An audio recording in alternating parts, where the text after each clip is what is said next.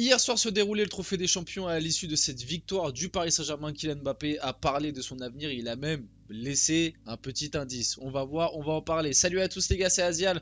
Aujourd'hui, on se retrouve pour une nouvelle vidéo où enfin il a pris une petite parole. Bon, on va en reparler, on va en rediscuter, il y a des choses à dire par rapport à cette prise de parole, mais Mbappé a parlé un petit peu de son avenir, un petit peu par rapport à sa décision, qu'est-ce qu'il comptait faire.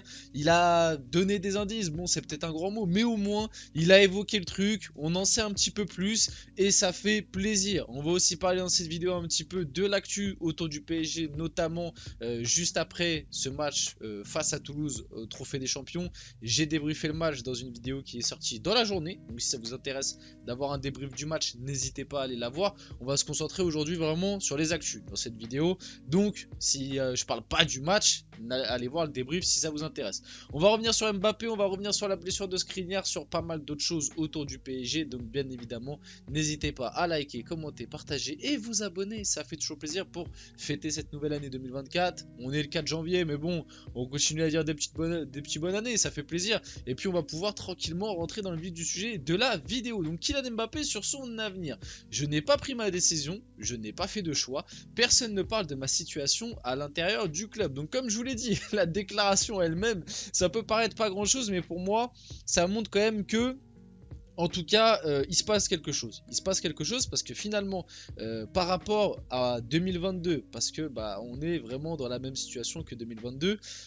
Pour rappel, en 2022, il y avait énormément de rumeurs, etc. Au final, il a prolongé du côté du PSG, mais je trouvais quand même que cette saison, avant du coup cette déclaration-là, finalement Mbappé avait pas pris la parole et avait quasiment donné aucun indice sur une envie de décision, sur une envie de partir ou de rester du côté du PSG. Nous, on le déduisait parce que il y avait le fait de sa lettre, du coup qu'il n'allait pas activer son option de prolongation, le fait que il n'y a pas de prolongation pour le moment avec le PSG, le truc du loft, etc.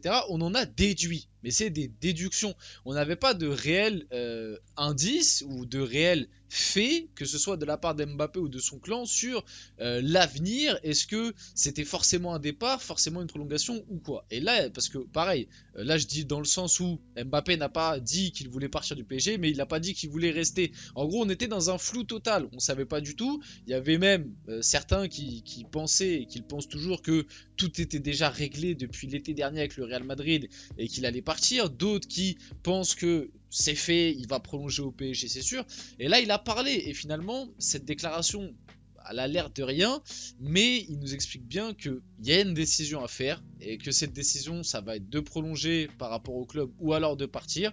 Pareil, dans cette déclaration-là, il n'a pas donné d'indice sur un possible départ. Après, c'est de la communication, les gars. Je suis pas débile. Le Mbappé, je pense que la plupart des gens qui suivent le foot, surtout les supporters du PSG, le Mbappé, on commence à comprendre, à le parler, j'ai envie de dire.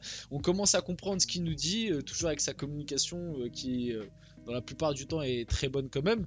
Mais voilà, donc il nous dit en gros là que il y a une décision qui va falloir être prise, soit de rester du côté du PSG, il ferme pas la porte là-dessus, soit de partir, et que ce n'est pas seulement des déductions que soit certains médias avaient, soit certaines infos nous faisaient penser.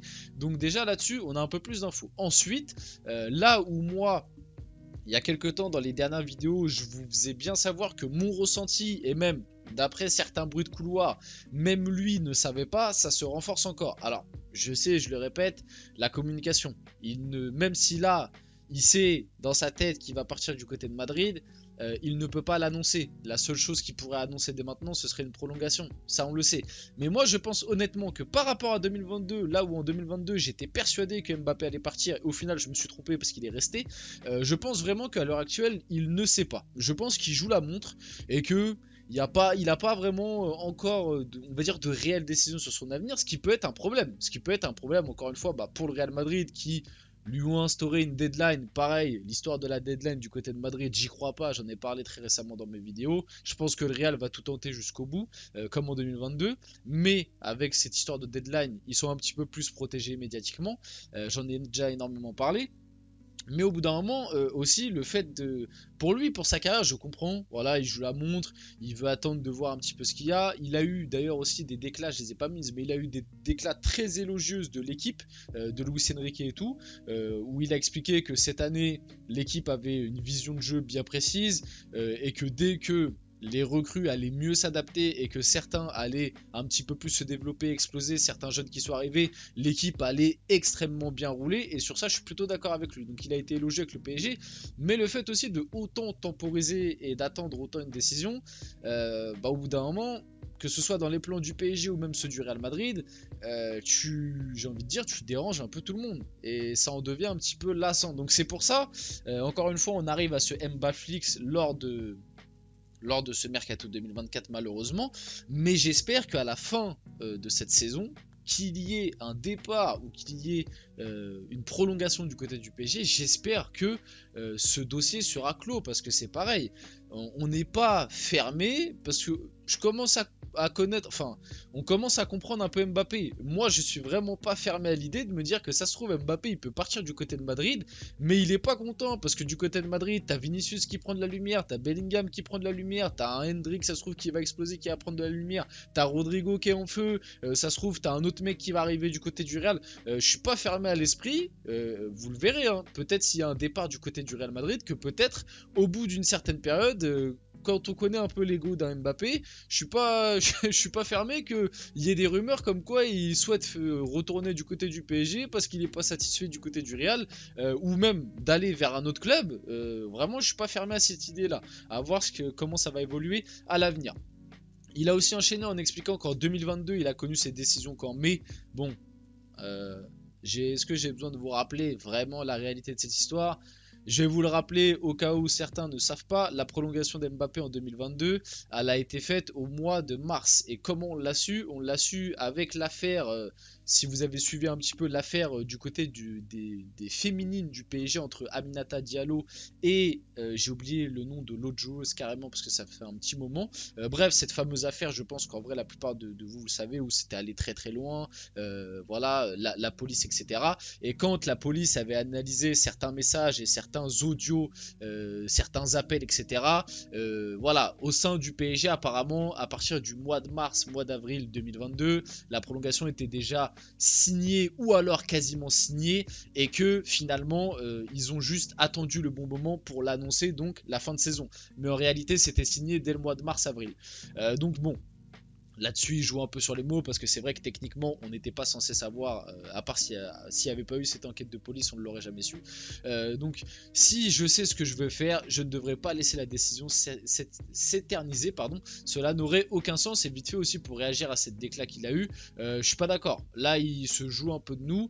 Si effectivement, il savait ce qu'il voulait faire, c'est-à-dire une prolongation du côté du PSG, ça aurait aucun sens de faire traîner les choses. Mais par contre, si il a pris la décision de partir du côté du Real Madrid, faire traîner les choses, c'est la chose la plus logique à faire, puisque tu ne peux pas annoncer en cours de saison, enfin pour moi ça me paraît quasiment impensable, via tout ce que ça pourrait engendrer, qu'Mbappé là d'ici 2 semaines il annonce bon finalement je prolongerai pas, je me barre.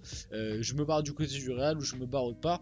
Pour moi ce ne serait pas possible. Bon, on a fini un peu avec Mbappé, enfin pas trop, parce qu'Ousmane Dembélé a déclaré sur Kylian Mbappé, il est revenu des vacances très motivé comme d'habitude, il a faim, et il sait que la deuxième partie de saison est très importante. On va voir ce que le PSG va donner dans cette deuxième partie de saison. Milan Skriniar pourrait être forfait jusqu'à la fin de la saison, le défenseur parisien est touché dans la zone autour de la cheville gauche, et se dirige vers une absence de plusieurs mois.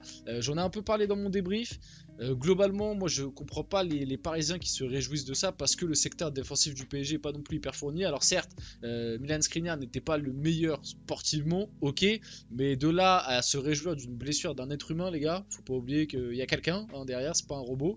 Moi je trouve ça gros, donc moi gros soutien à Milan Skriniar, et ouais c'est assez inquiétant, et on espère qu'il reviendra plus fort. Warren Zaïre-Emery, blessé à la cheville droite lors du trophée des champions, souffre seulement d'un coup, parce que c'est vrai qu'après le match on le voyait un peu boitiller, il y avait quelques infos qui étaient sorties comme quoi il pouvait y avoir potentiellement une rechute de sa cheville.